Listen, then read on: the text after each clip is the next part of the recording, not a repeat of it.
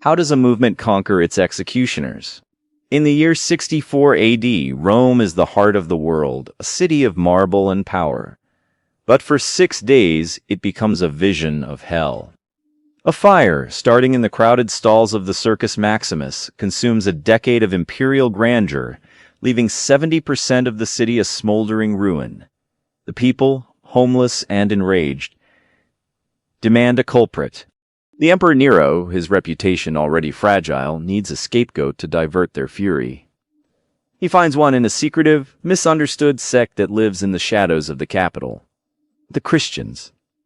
Historian Tacitus would later write of the horrifying spectacle, as these invisible guests were made brutally visible, used as human torches to light the emperor's gardens. In this maelstrom of fire and accusation, the movement's leaders, Peter and Paul, face their final moments. But as their story ends, a new one begins. The empire intended to extinguish a faith, but instead, it ignited a fire of its own, the fire of martyrdom. This is the story of how an empire's attempt at genocide forged the foundations of a world religion. July 1864 AD. A spark inside a merchant's stall within the Circus Maximus, Rome's great chariot stadium.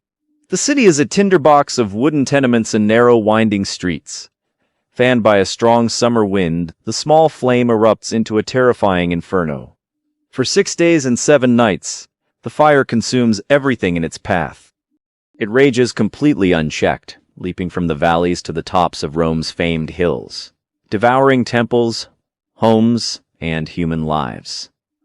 The air, thick with choking ash and smoke, carries the sounds of collapsing buildings and the desperate cries of a population trapped in a truly burning labyrinth. The heart of the world's greatest empire is being reduced to a smoldering ruin, a vast, horrifying pyre. The ancient city is not just burning.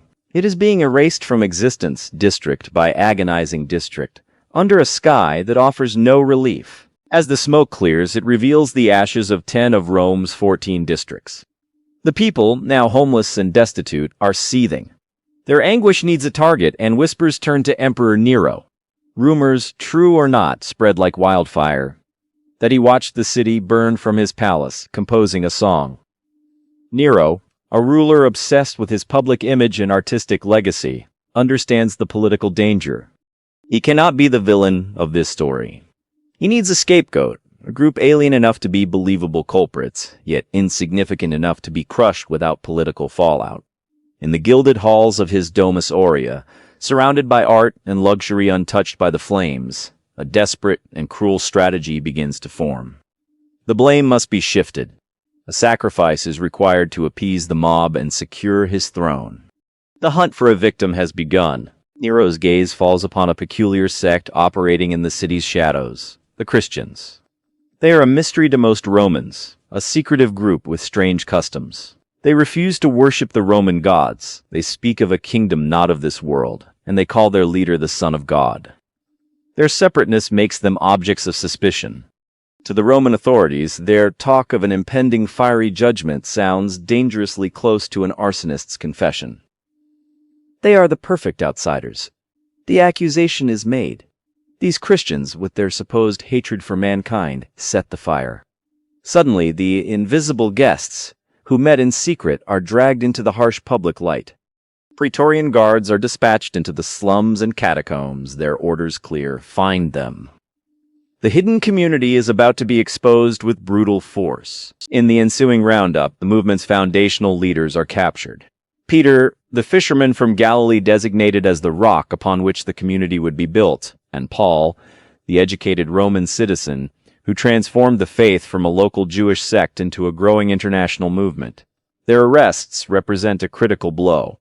For the terrified followers, it is an unimaginable catastrophe.